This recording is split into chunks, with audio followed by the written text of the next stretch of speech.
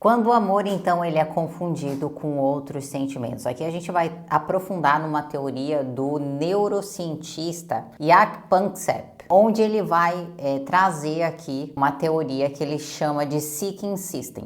É uma teoria onde ele percebeu e fez muitas pesquisas em cima disso sobre o sistema de recompensa dos mamíferos e que muitas vezes a gente acaba confundindo a intensidade da paixão ali ou a intensidade de sentimentos que são oscilantes com o vício em jogos, o vício em algum tipo químico também. Então ele comparou essa oscilação que muitas vezes um amor disfuncional pode oferecer para nós, vai fazendo com que a pessoa muitas vezes se torne viciada em ser rejeitada. E ela acaba buscando dentro desse ciclo cada vez mais a reversão daquela perda, a reparação daquele relacionamento, daquele amor, né, daquele pseudo amor que ela acha que é amor, porque ela não consegue, dentro do sistema nervoso dela, admitir ou ter essa clareza de que muitas vezes aquilo que o outro está entregando é uma rejeição final, é um sinal claro de desinteresse. A pessoa não consegue interpretar dessa forma. Então, sinais de que o amor muitas vezes pode virar sobrevivência, quando o amor dói mais do que a calma, quando você sente que precisa se esforçar para merecer o afeto, quando você anda pisando em ovos com medo de perder a outra pessoa, quando a relação gira em torno de controle, de silêncio, de punição excessiva, de excesso de presença, né? Aquela fusão, aquela dependência muito forte, quando a pessoa tem medo de estar só, mesmo sabendo que aquela relação, que aquele tipo de relação faz mal. Então tudo isso é um sinal claro de que o amor, ele não é mais amor, ele é uma sobrevivência, ele é um desespero, virou desespero já. E dentro dessa teoria do Jaak Panksepp, ele vai dizer o seguinte, né? Esse Seeking System, o que ele pesquisou, a sigla que ele nomeou, né? É o que? É um dos sistemas emocionais primários do nosso cérebro, que foi mapeado por ele. Ele identificou que os nossos sistemas emocionais básicos e instintivos, muitas vezes,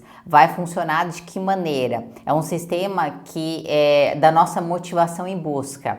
Ele produz dentro de nós um estado de exploração, de curiosidade, muitas vezes de desejo. Esse sistema, ele está ligado à nossa dopamina, né? Mas não só a ela, a esse sistema de recompensa como um todo. O que nos move, né, instintivamente? O que move um mamífero, né? Ele busca alimento, abrigo e prazer, busca explorar novas ideias, caminhos, conexões, busca vínculo, afeto e amor. O que acontece quando o vínculo é frustrado? Quando alguém, muitas vezes ali que você tem um carinho, que você ama, te dá atenção, mas logo depois essa pessoa te rejeita. Quando essa pessoa, ela te valida, mas logo depois ela se distancia. O que acontece com o teu cérebro? Ele começa a ficar confuso. E na maior parte das vezes, ele pode não interpretar isso como uma rejeição final. Ele vai interpretar como uma quebra temporária. E aí, quando ele interpreta dessa forma, esse sistema de busca é reativado com ainda mais força. É como se o seu cérebro dissesse assim para você: vai atrás, conquista de novo, repara, recupera. E isso vai alimentar compulsivamente dentro de você uma busca por resposta, uma busca por afeto, uma busca por aprovação, uma busca por explicação, uma busca pela reversão dessa perda.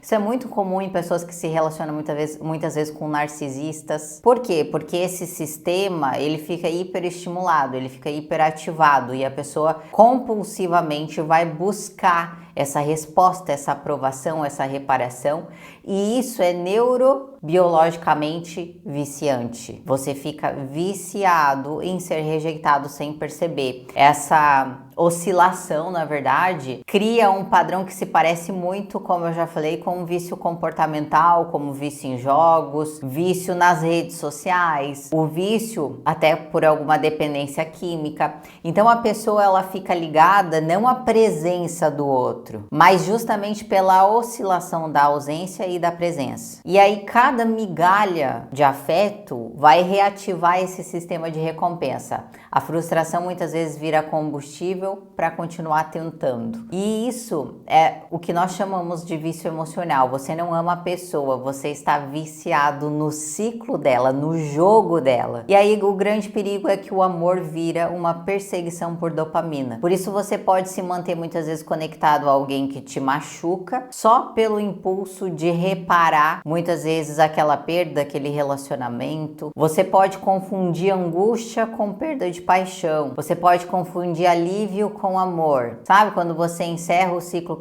com aquela pessoa, no fundo você sente o alívio, mas na verdade você interpreta isso como amor. Nossa, na verdade eu gostava muito dessa pessoa, preciso voltar. Interpreta isso como saudade, né? Como um afeto ali potente. Então, na verdade, a pessoa vai criando uma simbologia errônea do que é o amor. E muitas vezes, quando um amor leve aparece na vida dessa pessoa, ela não tem interesse nenhum. Ela pode interpretar isso como tedioso, como algo que não tem muito estímulo, como algo que não é intenso, por causa dessa disfunção desse sistema que está viciado nesse ciclo, nesse jogo. Como que a gente pode, então, interromper esse padrão? Alguns passos aqui. O primeiro é você reconhecer o ciclo. É você entender que você não está buscando a pessoa em si. Não, essa pessoa não é o amor da sua vida, o grande amor da sua vida. Você está viciado nesse joguete, nesse jogo de manipulação emocional. Então, primeiro você precisa reconhecer isso. Segundo, você precisa regular o seu sistema de recompensa. Então, você precisa praticar uma regulação dessa dopamina, desse excesso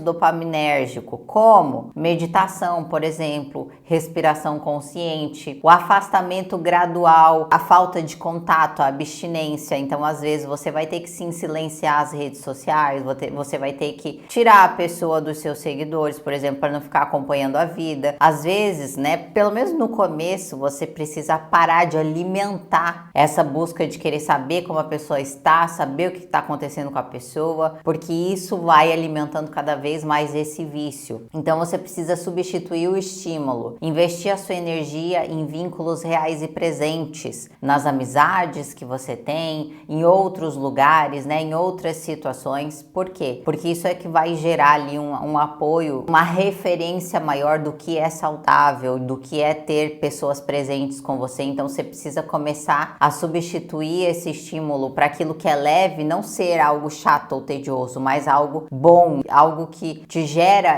essa segurança, né? Que te traz esse apoio, né? Então isso é muito importante, você reestabelecer essa referência de amor. Trabalhar o luto do que não foi. Então, enquanto houver a esperança secreta de que um dia esse outro vai mudar, ele vai te entender, ele vai ser diferente, ou você vai convencer ele de agir de uma outra forma, o seu sistema, esse vício, ele fica ativado ainda, porque você ainda está ligada a essa pessoa. Para você conseguir parar, cortar esse vício, você vai ter que se desligar desse processo, querendo ou não, e entender que muitas vezes essa situação não tá te fazendo bem. Então você vai precisar soltar essa fantasia de que você vai ser a salvadora do outro, que você vai mudar a pessoa. Não, saia desse lugar, certo? E aí essa questão do luto, gente, é um processo profundo de você admitir os sentimentos, de você sentir a tristeza, né? De você deixar a dor sair, de você não querer se anestesiar ou querer provar para o outro que você tá bem, querer mostrar, olha, o que você perdeu. Não, você tem que conscientemente elaborar suas emoções, nomeá-las, deixar que esse luto seja completamente processado. E eu falo isso, gente, de um lugar onde eu já vivi algumas relações e eu sempre tinha um mesmo padrão. Sempre quando a gente termina uma relação, a gente é tentado a entrar nesse lugar vingativo de, olha, eu vou mostrar que eu tô bem, eu vou provar para o outro que nada disso me abalou, vou mostrar o que ele perdeu. Só que esse é um lugar extremamente fantasioso que ainda te deixa conectado à pessoa, porque você não seguiu a sua sua vida porque você quer seguir a sua vida, mas para provar para o outro alguma coisa. E isso não é se desconectar da pessoa. Às vezes, para você verdadeiramente se desconectar da pessoa, você vai precisar silenciar, você vai precisar se afastar verdadeiramente, você vai precisar sentir as suas emoções como um todo, integrá-las e não evitá-las ou reprimi-las ou fingir que não está acontecendo. E depois de viver algumas frustrações, eu entendi isso. E foi a partir de um término que eu vivi ali um buraco muito grande dentro de mim e eu disse para mim mesma, eu não vou fugir. Eu não vou fugir dessa sensação, eu não vou fugir dessa frustração, eu não vou evitar mais entrar em contato com isso. E ali eu mergulhei do porquê que tudo estava se repetindo de novo, né? Fui encontrar respostas para aquela minha dor. E esse é o processo que você precisa viver depois de passar por uma situação nesse sentido, tá? Então a gente precisa entender que o cérebro ele só para de buscar quando ele aceita profundamente que acabou. Então você precisa encerrar ciclos. Então, além dessa teoria do Jaak Panksepp, a gente vai visitar uma outra teoria, essa teoria do Stephen Porges, que ele vai falar sobre a teoria polivagal. Ele diz que o nosso sistema nervoso muitas vezes pode confundir amor com ameaça. Ele pode associar amor a algo ameaçador por conta das experiências pessoais que a pessoa teve, por conta dessa simbologia, essa interpretação que ela criou a partir das experiências tanto pessoais como até transgeracionais, né? Experiências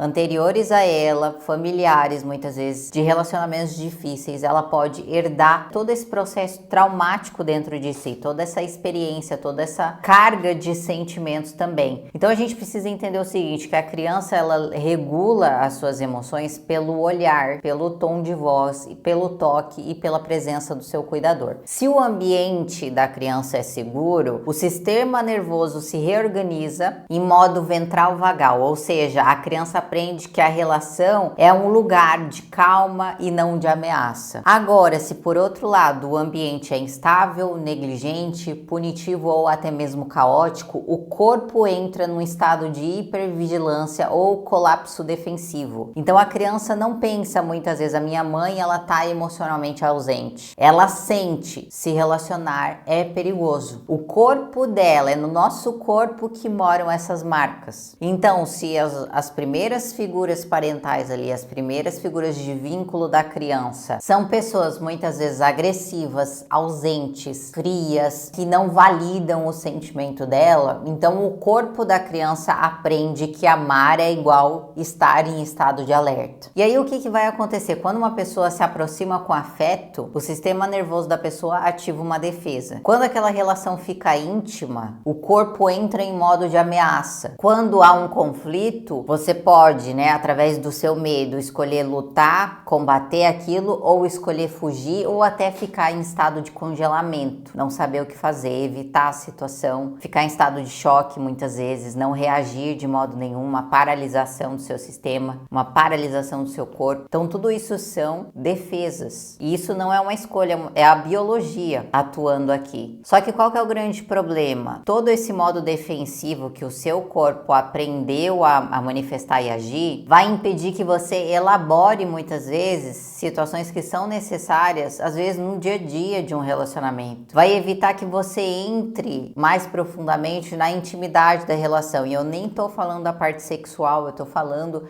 de conversas profundas. Eu tô falando de falar de sentimentos, eu tô falando de expor a própria vulnerabilidade, de ser vulnerável a ponto de pedir aquilo que se quer, de informar para o outro aquilo que é importante para si, mas não no modo cobrança, acusando o outro de que ele não está fazendo, mas expondo aquilo que você está sentindo. Muitas pessoas não fazem isso porque não foram validadas, porque não sabem como fazer isso, porque aprenderam que amor é perigoso, amar é perigoso. Então, quando a ameaça vira o normal, a pessoa age dessa forma. E se o seu sistema nervoso se acostumou com essa tensão, você pode sentir tédio, como eu já mencionei, em relações calmas, porque o corpo associa essa calma a um período perigo oculto, algo desconhecido. Você pode achar que amor de verdade precisa vir com intensidade ou com sofrimento ou com luta de verdade. Você precisa se esforçar para poder ser visto, ser validado, ser amado. Você pode acreditar que rejeitar pessoas disponíveis e buscar relações estáveis é o certo para você porque você aprendeu através dessa referência. E esse é o maior paradoxo que muitas pessoas vivem. O seu corpo não busca aquilo que é melhor para você, busca aquilo que é familiar. Mesmo que esse familiar seja dor, seja viver nesse estado de sobrevivência. E para que a gente possa mudar essa configuração dentro de você, existem algumas etapas. A primeira delas é você tomar consciência de tudo isso. Em segundo lugar, você vai precisar parar de fugir das suas emoções, você vai precisar mergulhar verdadeiramente nesse aspecto dentro de você para poder se conhecer melhor. E aí sim, a partir desse novo lugar, você consegue construir relações mais saudáveis. Porque saia dessa fantasia e entenda, não existe o amor da sua vida, a pessoa perfeita que vai chegar num cavalo branco e tudo vai ser lindo e maravilhoso, felizes para sempre. Isso é muito bonitinho nos contos de fadas, mas na vida real o amor ele é uma construção. E se você é a pessoa tóxica da relação, ou seja, se você não está saudável, se você não curou as suas feridas, se você não olhou para dentro, não é o outro que vai vir te salvar, é você que precisa abrir espaço para isso e mergulhar no seu próprio processo. E para te ajudar a construir mais clareza sobre esse novo lugar, de você ter novas referências, de você saber como que o teu corpo vai se sentir num ambiente mais seguro verdadeiramente, não esse seguro familiar, mas o seguro real, o lugar onde você realmente é visto, aceito, amado completamente. Para você criar mais consciência disso, eu vou deixar um exercício aqui no seu material de apoio para você fazer e poder construir esse insight.